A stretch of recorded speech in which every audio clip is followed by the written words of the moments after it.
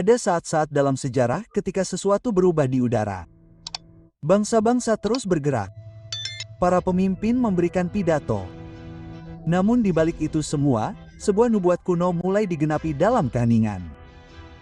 Dan itulah yang dinubuatkan Ellen G. White lebih dari 100 tahun yang lalu. Ia memperingatkan bahwa waktunya akan tiba ketika kekuatan sipil dan agama akan bersatu lagi atas nama moralitas, iman, dan perdamaian. Namun di balik penampilan persatuan ini, tipu daya terbesar yang pernah disiapkan terhadap umat Tuhan akan muncul. Saat ini, mengingat peristiwa-peristiwa baru-baru ini, banyak yang bertanya pada diri mereka sendiri, apakah momen itu sudah dimulai? Kata-kata yang dulu tampak jauh kini bergema di tajuk berita, dan semuanya menunjukkan bahwa nubuat itu sedang digenapi persis seperti yang diwahyukan. Namun sebelum kita melanjutkan dengan wahyu ini, silakan like, berlangganan saluran ini, dan nyalakan notifikasi karena nubuat-nubuat berikutnya yang akan kita analisis akan menunjukkan bahwa kita jauh lebih dekat dengan penggenapan akhir daripada yang kita bayangkan. Sekarang, mari kita kembali ke peringatan yang diberikan oleh Ellen G. White. Sebuah peringatan yang bagi banyak orang tampaknya mustahil untuk digenapi. Ellen White menulis bahwa waktunya akan tiba ketika Amerika Serikat, negara yang lahir dengan membela kebebasan dan pemisahan antara gereja dan negara, akan sekali lagi mengibarkan panji agama di atas hati nurani. Ia menyatakan bahwa atas nama moralitas dan iman, kekuasaan sipil akan digunakan untuk menegakkan prinsip-prinsip agama, dan ketika ini terjadi, dunia akan melihat penggenapan nubuat-nubuat Wahyu 13. Kata-kata ini ditulis lebih dari seabad yang lalu. Namun, apa yang kita lihat hari ini dalam menghadapi keputusan politik, pidato, dan aliansi agama menunjukkan bahwa skenario yang ia gambarkan sedang terbentuk di depan mata kita. Dari halaman-halaman kuno Wahyu, Nabi Yohanes menggambarkan seekor binatang yang bangkit dari bumi dengan dua tanduk seperti tanduk anak domba, tetapi yang berbicara seperti seekor naga. Selama berabad-abad, nubuat ini membuat penasaran para sarjana sampai L.G.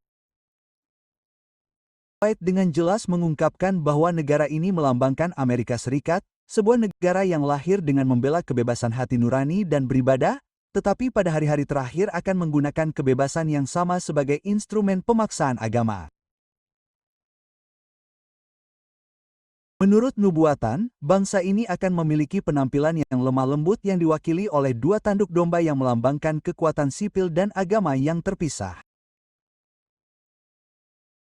Namun pada titik tertentu dalam sejarah, ia akan berhenti bertindak seperti domba dan mulai berbicara seperti naga.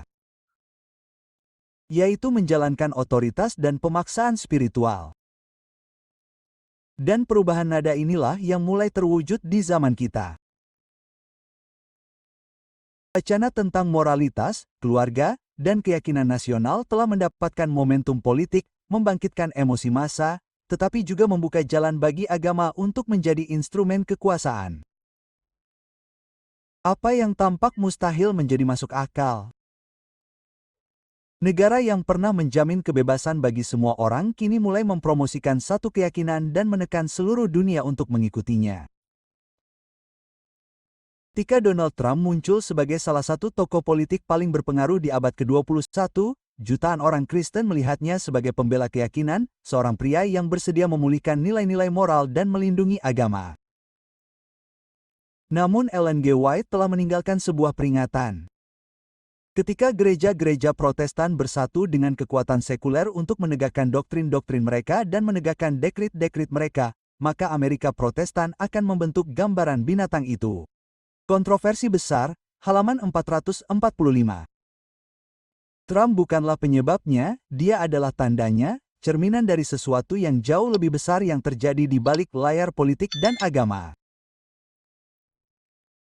Di bawah panji pemulihan iman bangsa, sebuah gerakan telah muncul yang berupaya menyatukan para pemimpin agama dan kekuatan sipil di sekitar agenda moral dan spiritual yang sama, pertemuan antar denominasi, doa-doa di acara-acara politik, pernyataan tentang perlunya kebangkitan nasional.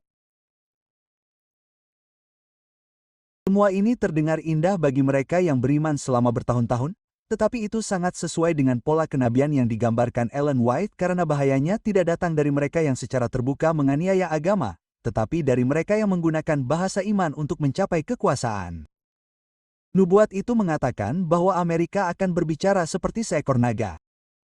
Dan setiap kali agama dan politik terjalin atas nama persatuan, raungan itu menjadi lebih jelas. Dunia tengah menyaksikan jenis kekristenan baru, kekristenan politik yang dibentuk oleh berbagai kepentingan dan aliansi yang membuka jalan bagi penggenapan akhir dari nubuat-nubuat Wahyu 13. Tidak ada yang baru yang kita lihat. Sejarah telah berulang kali menunjukkan apa yang terjadi ketika kekuatan agama bergabung dengan kekuatan politik. Pada zaman Babilonia, iman digunakan sebagai instrumen kontrol. Menyembah patung menjadi simbol kesetiaan kepada negara, dan mereka yang menolak dilemparkan ke dalam tungku. Pada zaman Kekaisaran Romawi, penganiayaan terhadap umat Kristen lahir dari semangat yang sama. Gagasan bahwa hati nurani manusia harus tunduk pada otoritas kekaisaran. Berabad-abad kemudian, Roma Kepausan mengulangi siklus itu dan dunia terjerumus ke dalam periode kegelapan rohani di mana suara hati nurani dibungkam atas nama persatuan dan iman resmi. Dan sekarang di halaman-halaman Wahyu, Tuhan telah mengungkapkan bahwa pola yang sama ini akan terulang kembali. Pada hari-hari terakhir sejarah manusia, persatuan antara gereja dan negara, pemaksaan moralitas agama yang disamarkan sebagai patriotisme, dan penganiayaan terhadap mereka yang menolak untuk mengikuti sistem. Semua ini akan kembali dengan kekuatan penuh. Itulah sebabnya Ellen White menulis, sejarah akan terulang kembali. Kontroversi lama akan muncul dalam bentuk baru dan akhirnya akan mengerikan. Peristiwa-peristiwa akhir, halaman 157. Hari ini panggung telah disiapkan. Aliansi sedang dibentuk. Bahasa iman digunakan sebagai alat politik dan umat Tuhan sekali lagi akan dipanggil untuk memilih antara ketaatan dan kenyamanan. Sementara dunia disibukkan dengan para pemimpin, hukum, dan pidato, Tuhan melihat ke dalam hati setiap manusia. Bukan aliansi politik yang menentukan siapa yang setia. Persetujuan masyarakat juga bukan yang membuktikan siapa yang siap. Ujian terakhir ada di dalam diri setiap orang dalam ketaatan, dalam integritas, dalam keberanian untuk berdiri teguh bahkan ketika sendirian. L.G. White memperingatkan, ujian karakter terbesar akan datang ketika godaan datang menyamar sebagai tugas dan kesalehan. Kontroversi besar, halaman 593. Medan perang yang sebenarnya tidak hanya di jalan-jalan, di parlemen, atau di istana. Itu ada di dalam pikiran dan jiwa setiap orang Kristen. Di sanalah diputuskan apakah kita akan tetap menjadi sisa umat yang setia atau menjadi bagian dari orang-orang yang suam-suam kuku yang menyerah pada tekanan dunia. Dan dalam suasana rohani inilah setiap keputusan menjadi penentu. Setiap pilihan sehari-hari untuk menaati firman Tuhan atau menyerah pada sistem. Setiap tindakan keberanian di tengah pertentangan merupakan langkah persiapan untuk peristiwa-peristiwa yang akan datang. Sejarah berulang. Kekuatan politik bergerak. Namun iman sejati terbukti ketika tidak ada seorang pun yang memperhatikan. Ketika hanya Tuhan dan Anda yang mengetahui komitmen Anda terhadap kebenaran. Pada hari-hari terakhir, musuh tidak akan menyerang hanya dengan kekuatan atau kekerasan. Ia akan bergerak secara halus dengan kata-kata yang tampaknya damai, bersatu, dan penuh kasih. Banyak orang akan tergoda oleh doktrin-doktrin yang menyimpang, oleh para pemimpin yang tampak bersemangat tetapi menyimpang dari jalan kebenaran. Ellen White memperingatkan, banyak orang akan tertipu oleh ajaran-ajaran palsu yang tampak suci tetapi menuntun kepada kebinasaan. Pertentangan besar, halaman 593. Penipuan agama terakhir akan bersifat halus. Itu tidak akan secara langsung menyangkal Tuhan, tetapi itu akan memutarbalikkan perintah-perintahnya dan membuat apa yang tercela tampak benar. Itu akan menjadi ujian iman yang murni, integritas rohani. Setiap orang Advent akan dipanggil untuk membedakan antara kebenaran firman yang jelas dan penampilan kesalehan yang meyakinkan yang menipu banyak orang. Pada tahun 2026, bukan banyak orang atau suara-suara dunia yang akan menentukan kesetiaan. tetapi keberanian setiap individu untuk tetap setia kepada Tuhan. Penipuan agama terakhir bukan hanya ancaman eksternal.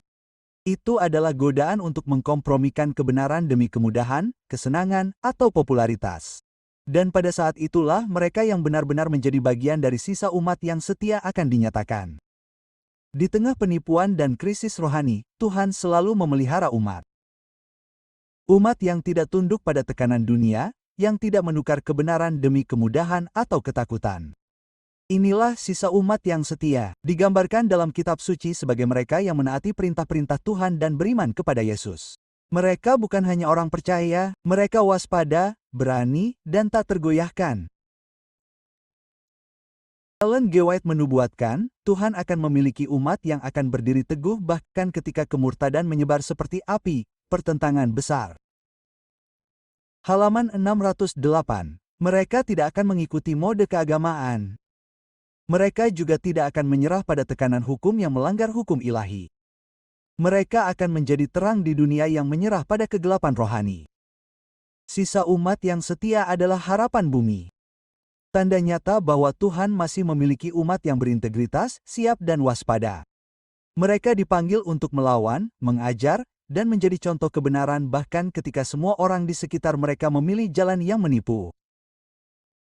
Pada tahun 2026, akan terungkap siapa yang tetap berada di jalan yang benar dan siapa yang membiarkan diri mereka terbawa oleh ilusi penipuan agama terakhir. Sisa umat yang setia tidak ditentukan oleh jumlah, tetapi oleh konsistensi dalam iman, ketaatan, dan keberanian rohani. Waktu pengujian akan datang. 2026 tidak akan menjadi tahun biasa. Itu akan menjadi momen ketika iman akan diuji seperti yang belum pernah terjadi sebelumnya. Musuh tidak perlu menghancurkan kebenaran. Dia akan mencoba membingungkan, merayu, dan memecah belah. Banyak yang akan tergoda untuk menukar prinsip demi kenyamanan, untuk mengikuti orang banyak daripada panggilan Tuhan. Tetapi mereka yang berdiri teguh akan bertahan, teguh, yang memilih kebenaran di atas segalanya, akan menemukan kekuatan, perlindungan, dan kemenangan. L. G. White memperingatkan kita. Saat pencobaan sudah di depan mata, semua yang mencintai kebenaran akan diuji. Ini adalah saat pengambilan keputusan. Tidak ada yang lebih utama daripada kesetiaan kepada Tuhan. Pertentangan besar, halaman 622. Ini adalah ujian terakhir bagi sisa umat yang setia. Saat untuk membuktikan siapa yang benar-benar murid yang tidak akan tertipu. Yang akan tetap teguh bahkan ketika semua orang di sekitar mereka tersesat. Semoga setiap hati Advent waspada. Semoga setiap jiwa siap. Ujian terakhir tidak akan menunggu. Dan Tuhan mengenal mereka yang setia sampai akhir. Tahun 2026 akan menjadi momen penting. Keputusan yang kita buat sekarang, kesetiaan yang kita tunjukkan akan dikenang selamanya. Sisa umat yang setia tidak akan didefinisikan oleh kata-kata kosong, tetapi oleh tindakan yang teguh, keberanian, dan komitmen terhadap kebenaran Tuhan. Saat untuk memilih adalah sekarang. Jangan tertipu oleh pidato perdamaian dan persatuan yang menutupi kebohongan. Tetaplah teguh dalam firman, percayalah pada janji-janji dan ikutilah jejak langkahnya. Mereka yang tetap setia. Jika Anda merasa panggilan ini menyentuh hati Anda, jangan menunggu lebih lama lagi. Sukai video ini untuk mendukung pesannya. Berlangganan saluran ini dan aktifkan loncengnya agar Anda tidak ketinggalan peringatan nubuatan apapun. Komentari pengalaman dan keputusan iman Anda. Kami ingin mendengar dari Anda. Bagikan dengan teman dan keluarga sehingga lebih banyak orang yang siap. Ingatlah ujian terakhir akan datang dan hanya mereka yang tetap teguh sampai akhir yang akan berjalan bersama Kristus dalam kemenangan kekal. 29 Oktober 2025. Tanggal yang lebih dari sekadar hari biasa.